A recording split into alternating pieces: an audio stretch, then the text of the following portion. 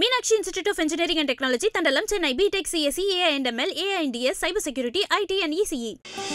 ஆச்சி Badam drink. ஆச்சி Badam drink ஒன்னு வாங்கினா ஒன்னு ஃப்ரீ. அழகு தரும் மூலிகைகள், ஆரோக்கியம் தரும் மருத்துவர்கள். டாக்டர் ஸ்ரீவர்மாஸ். நேற்று அஜித்குமார் அவர்களுடைய போஸ்ட்மார்டம் ரிப்போர்ட்டை அவங்க அம்மாவை சந்திச்சு கொடுத்திருந்தீங்க. முதல்ல அஜித்குமார் இறந்தப்ப அவர் வலிப்பு நோய் வந்து இறந்ததா காவல்துறை தரப்புல செய்திகள் வெளிவந்தது. முக்கியமா அந்த ரிப்போர்ட்ல டீகோட் பண்ணி தமிழக மக்கள் அறிய வேண்டிய விஷயம், காவல்துறை அஜித்குமார் அவர்களை எந்த அளவுக்கு சித்திரவதை பண்ணியிருக்காங்கிறது அந்த போஸ்ட்மார்டம் ரிப்போர்ட்ல முக்கியமான விஷயங்கள் என்ன இருந்தது சார்? அதாவது பொதுவாக இந்த மாதிரி சம்பவங்கள் நடக்கும்போது காவல்துறை தவறான தகவல்களை வெளியே விடுவது பழக்கம். இந்த தடவை மட்டும்தான் இந்த மாதிரி அவர்கள் விடுகின்ற இந்த கதைகள்லாம் வெளியே அம்பலமாகக்கூடிய ஒரு சூழல் ஏற்பட்டது. உங்களுக்கு ஞாபகம் இருந்ததுன்னா, விக்னேஷ் ஏப்ரல் மாதம் 2022 செக்ரட்டேரியட் காலனி காவல் நிலையத்துல கொலை செய்யப்பட்டார். அப்போ போஸ்ட்மார்ட்டம் சர்டிபிகேட் வெளியே வரல. இப்போ ஏடிஜிபியா இருக்கிறவர்கள் அப்போ ஏடிஜிபி இன்டெலிஜென்ஸ். அதனால அவர்களுக்கெல்லாம் தெரியாம கிடையாது. அவங்களுக்கெல்லாம் எப்படி இன்டெலிஜென்ஸுக்கு தெரியாம இருக்கும்? அவங்க மாண்புமிகு முதலமைச்சருக்கு இப்படிலாம் ஒன்றும் கிடையாதுங்க அப்படின்னு சொல்லி தகவல் கொடுத்தவர் ஏடிஜிபி இன்டெலிஜென்ஸ். இன்னைக்கு அவர் ஏடிஜிபி எலண்டோ, அது மறுக்க முடியாது. ஆனால் தொடர்ந்து போராடி ஒரு 12 நாளைக்கு அப்புறம் ஸ்டான்லி மெடிக்கல் காலேஜ் ஹாஸ்பிட்டல்ல நடவடிக்கை எடுத்து நம்ம உயர் நீதிமன்றத்துடைய தீர்ப்பு காட்டி 26 காயங்கள் விக்னேஷுடைய உடம்புல இருக்குன்றத வாங்கி போஸ்ட்மார்ட்டத்தை சிஎம் அனுப்பின உடனே சிஎம் தன்னுடைய மௌனத்தை அதே சட்டசபையில் கலைத்தார். உடனடியாக அவங்களை சஸ்பெண்ட் பண்ணார். எதுக்கு சொல்றேன்னா, முதல்ல சொல்றது பொய்யாக தான் ஒவ்வொரு முறையும் அவர்கள் முயற்சி வைத்திருக்கிறார்கள். அதை மாற்றுவதற்கு எந்த முயற்சியும் எடுப்பது கிடையாது. அதேதான் இங்க செஞ்சாங்க. அதனால அவங்க இதுவரைக்கும் சொன்னதெல்லாம் பொய். இப்பொழுது 44 குறிப்புகள் உள்ள ஒரு போஸ்ட்மார்ட்டம் சர்டிபிகேட் வெளியே வந்திருக்கு. இந்த போஸ்ட்மார்ட்டம் சர்டிபிகேட் பாதிக்கப்பட்ட குடும்பத்தின் சார்பாக அவருடைய வழக்கறிஞர்கள் பெற்று நேற்று அது அவர்கள் சார்பாக நான் அந்த குடும்பத்திட்ட போய் நேரடியாக கொடுக்க வேண்டிய ஒரு சூழல் ஏற்பட்டது. கொடுக்க போனேன். இப்போ அந்த போஸ்ட்மார்ட்டத்துல இருக்கக்கூடிய முதல் குறைகளை மட்டும் பேசிடுவேன். அந்த குறைகள் என்னன்னா, நான் இது வரைக்கும் வெளியே குறைகளை பத்தி பேசல, இந்த தடவை சொல்லி ஆகணும். எல்லாரும் நினைக்கிறாங்க எலும்பு முறிவே ஏற்படலையே, வெறும் சிராய்ப்பு காயங்கள் தானே இருக்கு அப்படின்னு. எலும்பு முறிவு ஏற்பட்டிருக்குன்னா உங்களுக்கு எனக்கும் காயம் படும் போது என்ன பண்ணுவோம்? நீங்களும் நானும் கால் வலி ஏற்படுது, ஒரு ஆர்த்தோ டாக்டர்கிட்ட போறோம். ஆர்த்தோ டாக்டர் காலை தொட்ட உடனே கண்டுபிடிச்சிருவாரு. உடனே ஒன்னு எடுக்க சொல்லுவாரு, அதான் எக்ஸ்ரே. எக்ஸ்ரே ஆஃப் த பாடி எடுக்கப்பட்டிருந்தால் அந்த பாடியில இருக்கக்கூடிய எலும்பு முறிவுகள் தெரிந்திருக்கும். இந்த வழக்குல அந்த 2 மருத்துவர்களும் இது ஒரு கஸ்டோடியல் டெத் கேஸ் என்று தெரிந்தும் அவர்கள் எலும்பு முறிவு சார்ந்த வெளிப்படுத்தக்கூடிய எக்ஸ்ரே எடுக்கவில்லை என்பது முக்கியம். அதான் முக்கியமான ஒரு விஷயம். 2வது, அந்த எலும்பு முறிவு தாண்டி ஸ்கேன் பண்ணியிருந்தா, அந்த பாடியை ஸ்கேன் பண்ணியிருந்தா, அந்த ஸ்கேன் அறிக்கை வெளியே வந்திருந்தா இன்னும் உடலில் என்னென்ன காயங்கள் இருக்குன்னு தெரியறதுக்கு வாய்ப்பு இருந்தது. அதுவும் நடக்கல. இது 2ம் நடக்கலன்னு தெரியும். சரி, நீங்க என்ன பண்ணிருப்பீங்க? பாடி அங்க இருந்தா, பாடி அன்னைக்கு இருந்து இந்த போஸ்ட்மார்ட்டம் ரிப்போர்ட் அன்னைக்கே எங்கிட்ட கொடுத்திருந்தா நான் என்ன பண்ணிருப்பேன்? பாடி அங்கேயே வச்சிருங்க, 48 மணி நேரம் வச்சிருங்க. அந்த 48 மணி நேரத்துக்குள்ளார நாங்க இந்த பார்த்துட்டு எங்களுக்கு இதுல இன்னும் என்ன செய்யணும்ன்றது நான் உங்கள்கிட்ட சொல்லுவேன்னு சொல்லியிருப்பேன். ஆனா அது செய்வதற்கு வாய்ப்பு இல்லாமல் அப்பொழுதுதான் திமுகவுடைய பகுதி பொறுப்பாளருடைய கட்டுப்பாட்டில் அஜித்குமார் இருந்த காரணத்தினால், அஜித்குமாருடைய குடும்பம் வைக்கப்பட்டிருந்த காரணத்தினால், 50 லட்சம் ரூபாய் நாங்கள் உங்களுக்கு கொடுக்கிறோம்னு சொல்லி அவங்க சொல்லி இருந்த காரணத்தினால் வேற வழி இல்லாமல் அவர்கள் பாடியை வேகமாக வாங்கி வேகமாக டிஸ்போஸ் பண்ண பார்த்தாங்க. ஆனா அவங்க டிஸ்போஸ் பண்ணும்போது சேர்த்து டிஸ்போஸ் பண்ணது என்னன்னா, எவிடன்ஸையும் டிஸ்போஸ் பண்ணிட்டாங்க. அந்த பாடி இருந்தா நான் மறுபடியும் கோர்ட்ல போய் எனக்கு ரீபோஸ்ட்மார்ட்டம் வேணும், வேற ஒண்ணும் இல்லை, ஒண்ணு எக்ஸ்ரேயும் ஸ்கேனும் மட்டும் எடுக்க சொல்லுங்கன்னு கேட்டிருப்பேன். ஆகவே அது இந்த வழக்கில் அவர்கள் செய்யவில்லை என்பதை பதிவு செய்ய விரும்புகிறேன். இது ஏதோ தெரியாம விட்டுட்டாங்க, டாக்டர்லாம் கிடையாது. அங்க இருக்க டாக்டருக்குலாம் நல்ல எக்ஸ்பீரியன்ஸ் உள்ளவங்க. அந்த 2 மருத்துவர்கள் கையொப்பமிட்டிருக்கோள் சாதாரண நபர்கள் கிடையாது. ரெண்டாவது, பாடி வந்தது 5:35க்குன்றாங்க. 29ஆம் தேதி 5:35க்கு வந்தது. 5:45க்கு நாங்க வந்து போஸ்ட்மார்ட்டம் ஆரம்பிச்சோன்றாங்க. 9:20க்கு முடிச்சோன்னு சொல்றாங்க. நான் கேட்கிற கேள்வி, 5:35க்கு மட்டும்தான் பாடி வந்திருந்தால் அதுக்கு முன்னாடி 5:35ல இருந்து ப்ரீவியஸ் டே ஈவினிங் வரைக்கும் பாடி எங்க இருந்தது? யாருடைய கஸ்டடியில இருந்தது? யார் பாடியை டேம்பர் பண்றதுக்கு முயற்சி செய்தார்கள்? இவ்வளவு நேரம் தாமதாவதற்கு 12+12 மணி நேரம் +5 17 மணி நேரம். அந்த பக்கம் ஒரு சுமார் 20 மணி நேரத்திற்கு மேல், 22 மணி நேரத்திற்கு மேல் பாடி போஸ்ட்மார்ட்டம் செய்யப்படாமல் இருந்ததற்கு காரணம் என்ன? டாக்டர்ஸ் இல்லையா? பாடி வந்து அவசரமாக யூஸ்வலா செய்வாங்க. இங்க அவசரம் இல்லாமல் செய்ததற்கு, இது மாதிரி பொய்களை பரப்புவதற்கு வசதியாக இருக்கும் என்ற காரணத்திற்காக தான் செய்தார்கள் என்று நான் குற்றம் சாட்டேன். இப்ப காயங்களுக்கு வந்தீங்கன்னா 44 காயங்கள் இருக்கு.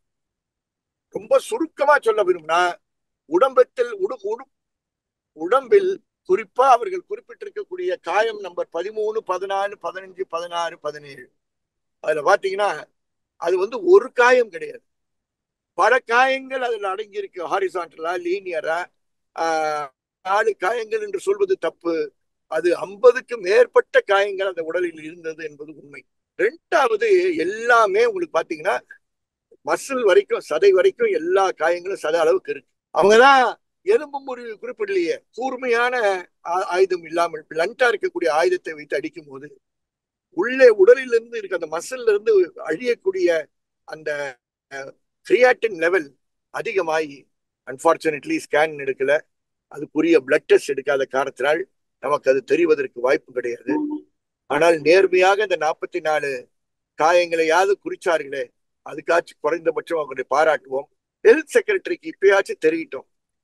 எல்லா டீனுக்கும் சொல்ற மாதிரி உங்க தமிழ்நாடு மெடிக்கல் கோடை நீங்கள் மாற்றி, ஜஸ்டிஸ் ஜி.ஆர். சுவாமிநாதனுடைய தீர்ப்பு எல்லாம் உள்வாங்கி மெடிக்கல் கோட்ல நீங்க இன்கார்பரேட் பண்ணி எல்லா டீனுக்கும் நீங்கள் உடனடியாக கட்டளையிட வேண்டும் என்று நான் இப்போ கூறுகிறேன்.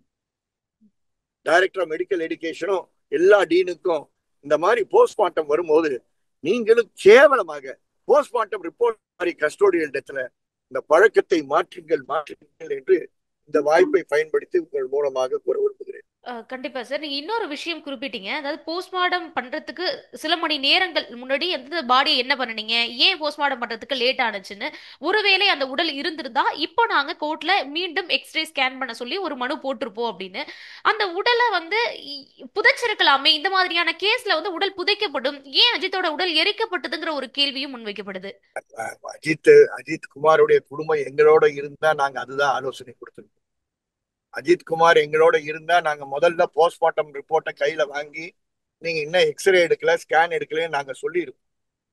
நாங்க ஜகபர்-அலி, புதுக்கோட்டை ஜகபர்-அலி திருமயம் மருத்துவமனையில போஸ்ட்மார்ட்டம் நடத்தப்படும் போது அங்கேயும் எக்ஸ்ரே எடுக்கல, ஸ்கேன் எடுக்கலன்னு சொல்லி உயர் நீதிமன்றத்துக்கு கொண்டு சென்று ரீபோஸ்ட்மார்ட்டம் கேட்கல, எங்களுக்கு அதே இடத்தை எக்ஸ்யூம் பண்ணி அங்கேயே ஒரு மொபைல் எக்ஸ்ரே யூனிட்டையும் ஸ்கேன் யூனிட்டையும் கொண்டு வந்து ஸ்கேன் அண்ட் எக்ஸ்ரே வாங்கி அந்த ரிப்போர்ட்டை வாங்கி தான் அந்த வழக்கில் நாங்கள் வெற்றி பெற்றோம் என்றும் ஞாபகப்படுத்த விரும்புகிறேன். என்ன அன்பார்ச்சுனேட்னா, இந்த டைரக்டர் மெடிக்கல் எஜுகேஷனு இந்த டீன்லாம் கற்றுக்கொள்ள மாட்டுகிறார். ஒருவர் இருந்து அடுத்தவர் கற்றுக்கொள்வோம் என்ற அந்த அந்த அந்த பண்பே அவங்ககிட்ட இல்லைன்றது வருத்தத்துடன் பதிவு செய்கிறேன். இது புதுக்கோட்டையில வந்து இப்படி நடந்ததை புதுக்கோட்டை ஃபொரென்சிக், மதுரை ஃபொரென்சிக் கிட்ட இதெல்லாம் பேசுறாங்களா? தம்பி, நீங்க வந்து ஃபொரென்சிக்ல நீங்க கஸ்டோடியல் டெத் கேஸ் எடுக்கும் போது முதல்ல எக்ஸ்ரே எடுங்க. இதெல்லாம் வகுப்புகளில் நடத்த வேண்டிய பாடங்கள் என்பதை கூற விரும்புகிறேன். இது நீங்க நடக்கல, நேர்மையாக இருக்க வேண்டும் என்று காட்டவில்லை. அவர்களுக்கு எதிராக தான் நடவடிக்கை எடுக்க வேண்டும். சாரி என்ற வார்த்தையை மாண்புமிகு முதலமைச்சர் அந்த குடும்பத்திற்கு கூறினார். அந்த சாரி என்ற வார்த்தை தமிழக மக்களுக்கு கூற வேண்டும் என்றால் தன்னுடைய கட்சிக்காரர்களுக்கு எதிராக அவர் நடவடிக்கை எடுக்க வேண்டிய ஒரு சூழல் இருக்கு என்பதை வலியுறுத்துகிறேன். இப்ப வரைக்கும் அந்த கேஸ்ல டிஎஸ்பி அவர் தான் அந்த தனிப்படைக்கு வந்து உத்தரவிட்டது அப்படின்னு சொல்லப்பட்டது. இப்ப டிஎஸ்பி இன்னைக்கு நீதித்துறை முன்பு விசாரணைக்கு ஆஜராயிருக்காரு. அவர்கிட்ட என்ன மாதிரியான விசாரணைகள் முன்னெடுக்கப்பட்டிருக்கு சார்? எதுவும் தகவல் வந்திருக்கா?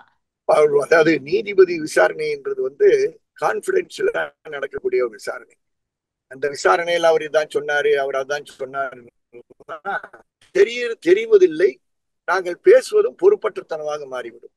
அதனால நீதிமன்றத்தில், அதாவது நீதித்துறை மாவட்ட நீதிபதி முன் அவருக்கு கொடுத்திருக்கக்கூடிய வாக்குமூலம் என்பது ஒரு புனிதமான ஒரு விஷயம். ஆகவே அவர் என்ன சொல்லியிருக்காருன்றது வந்து நீதிபதி தன்னுடைய அறிக்கையில் சேர்ப்பார். ஆனால் அந்த சண்முக சுந்தரம் டிஎஸ்பி ஆகிறதுக்கு முன்னாடி இன்ஸ்பெக்டரா இருந்தார். அது தென்காசியில இருந்தார். கடையநல்லூர்ல இருந்து விவசாயிகள் எல்லாம் போராடி கொண்டிருந்தார்கள். அந்த நேஷனல் ஹைவேஸ் ரோட்ல வந்து விவசாய நிலத்தை அவங்க எடுக்க கூடாது, மாற்று பாதையில அந்த நேஷனல் ஹைவேஸோட எக்ஸ்பான்ஷன் நடக்கணும்னு சொல்லி பொய் வழக்குகளை பதிவு செய்து குண்டாஸ் ஆக்ட் போட்டது இதே சண்முக சுந்தரம் இன்ஸ்பெக்டரா இருக்கும் போது என்பதை நான் மறக்கவில்லை என்று சண்முக சுந்தரத்துக்கு இந்த நேரத்தில் கூற விரும்புகிறேன். சண்முக சுந்தரம் மறந்துடாதீங்க. நீங்க தான் தென்காசி ஜெயராமனையா துபாயில தொழில் செய்யறாரு பார்த்தீங்களா? அந்த அந்த என்ஹெச் ஹைவேஸ் எக்ஸ்டென்ஷன் சார்ந்து இருக்கக்கூடிய ஒரு பேர் இயக்கத்தினுடைய அலுவலகம் அவருடைய அலுவலகத்தில் நடந்து கொண்டிருந்தது. அவருக்கு எதிராக நீங்க என்ன செஞ்சீங்க? குண்டாஸ் ஆக்ட் போட்டீங்க. அவர் சிறையில் இருந்தார். ஆனா ஜஸ்டிஸ் ஆனந்த் வெங்கடேஷ் அந்த அந்த அந்த குண்டாஸ் ஆக்ட விட்ரா பண்ணும்போது, குவாஷ் பண்ணும்போது என்ன சொன்னார்? 25,000 ரூபாய் ஃபைன் கட்டணும்னு சொன்னார். அந்த 25,000 ரூபாய் ஃபைன் கட்டணும்ன்ற ஆர்டரை சேலஞ்ச் பண்ணுது தமிழ்நாடு அரசு. உச்ச நீதிமன்றம் டிஸ்மிஸ் பண்ணிச்சு. ஆனா இன்னும் அந்த 25,000 ருபீஸ் கட்டல. அது போல தப்பாக எப்பொழுதும் சண்முக சுந்தரம் இருந்திருக்கிறார் என்பது எனக்கு தெரியும். நான் சொல்வதை அவர் மறுக்க தேவையா இருந்தா மறுக்கட்டும், இல்ல அவருக்கு நெருக்கமானவர்கள் யாரா இருந்தா மறுக்கட்டும். இது தப்பு. அன்னைக்கு அவர் தப்பிச்சு ஒரு ஆள் வந்து சிறையில போட்டிருப்பாரு. இன்னைக்கு நீங்கள் சிறைக்கு போகிறதுக்கு காலம் வந்து விட்டது மிஸ்டர் சண்முக சுந்தரம் என்று நான் கூற விரும்புகிறேன். உங்களை விடவே மாட்டோம், கடைசி வரைக்கும் விட மாட்டோம். காரணம், யார் கட்டளை இடுகிறார்களோ அவர்களுக்கு பொறுப்பெடுக்க வேண்டும். உங்களுடைய ஸ்பெஷல் டீமாக இருந்தால் நீங்கள் தான் பொறுப்பெடுக்க வேண்டும். அவர்கள் செய்த அனைத்து விஷயங்களுக்கும் அவர்கள் உங்களிடம் ஒப்புதல் பெற்று செய்திருக்கிறார்கள். நீங்களும் குற்றவாளி, நீங்கள் வேண்டும் என்று நான் இந்த நேரத்தில் வலியுறுத்த கடமைப்பட்டிருக்கிறேன். உங்களுக்கு யாரோ கட்டளையிட்டு இருந்தால் நீங்கள் அதை நீதிபதியிடம் சொல்லுங்கள், உயர் நீதிமன்றத்தில் சொல்லுங்கள், வழக்கறிஞர் வைத்து சொல்லுங்கள். ஆனால் இப்போது பொதுமக்களுடைய பார்வையில் கட்டளையிட்டவர் குறைந்தபட்சம் நீங்கள் பொறுப்பெடுங்கள். இன்ஸ்பெக்டர் ரமேஷ்குமார் பொறுப்பெடுங்கள். நிகிதா அவர்கள் இப்ப வரைக்கும் இந்த விசாரணை வளையத்துக்குள்ள கொண்டு வரப்படல.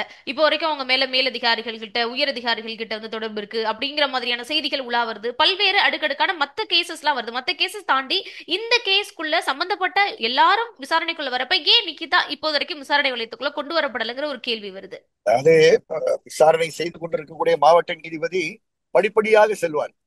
அதனால இந்த ஸ்டேஜ்ல அவங்க கொண்டு வரல.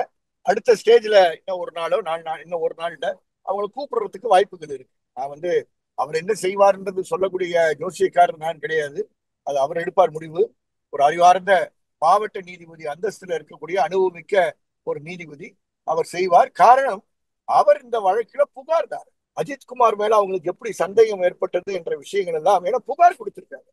அவங்கதான் புகார் தான் 302 என்ற எஃப்ஐஆர் நம்பர். அவர்களாகவே வந்து டிஸ்ட்ரிக்ட் ஜட்ஜி முன்னாடி எனக்கு வந்து இந்த ஜுவல்ஸ் காணா போச்சுன்ற விஷயத்தை அவர்கள் புகார் சொல்றாங்களா இல்லையான்றது வந்து நீதிபதிக்கு அவர் கொடுக்கிற வாக்குமூலத்தை பொறுத்து இருக்கு.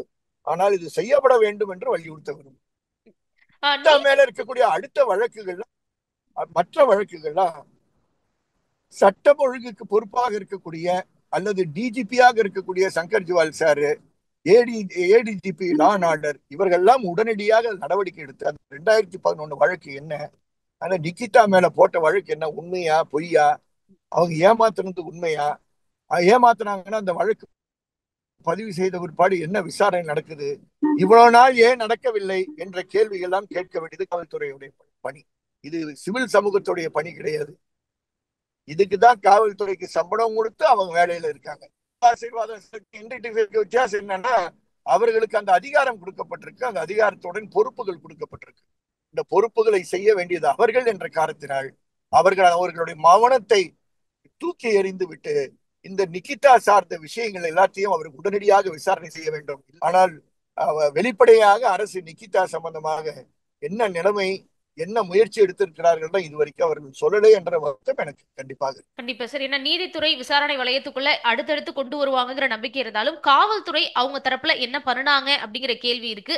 அவங்க கிட்ட ஜுவல்ஸ் சம்பந்தமான அடிப்படையான கொஷின்ஸ் வச்சாங்களா? அந்த பில் இருக்கா, நகை எங்க இருக்கு, அந்த போட்டோஸ் கொடுங்க அப்படிங்கிற ஒரு கேள்விகள் கூட முன்வைக்கப்பட்டதா இப்போ வரைக்கும் தெரியல. ஜுடிஷியலி போறதுக்குள்ள இவங்களுடைய புகார் ரீதியா என்ன மாதிரியான கேள்விகள் முன் வச்சாங்க இப்போ வரைக்கும் கொண்டு வரலங்கிற ஒரு சந்தேகம் எழுது. கண்டிப்பா அந்த 302 எஃப்ஐஆருக்கும் அஜித்குமார் இறந்த எஃப்ஐஆருக்கும் சம்மந்தமே கிடையாது. அதனால அந்த 302 ஜுவல்ஸ் காணா போன வழக்கு விசாரணை என்ன நிலையில இருக்கு, நிக்கிதா மறுபடியும் விசாரணை கூப்பிட்டு சம்மன்ஸ் அனுப்புனாங்களா, இதெல்லாம் பதில் சொல்ல வேண்டிய பொறுப்பு காவல்துறை என்று மறந்து விடாதீங்க. காவல்துறை வசதியாக நீதிமன்றத்துக்கு மட்டும் பதில் சொல்ற துறையாக இல்லாமல் உண்மையிலும் களத்துல உண்மையை தேடி கண்டுபிடிக்கக்கூடிய ஒரு துறையாக இருக்க வேண்டும் என்பதுதான் எங்களுடைய எதிர்பார்ப்பு. நிச்சயமா சார். இவ்வளவு நேரம் என்னுடைய கேள்விகளுக்கு மிக நேர்த்தியான தெளிவான பதில்களை கொடுத்ததுக்கு நன்றி sir. Meenakshi institute of engineering and technology Thandalam, Chennai. BTech CSE, AI and ML, AI and DS, cyber security, IT and ECE. Aachi Badam drink. Aachi Badam drink ஒன்னு வாங்கினா ஒன்னு ஃப்ரீ.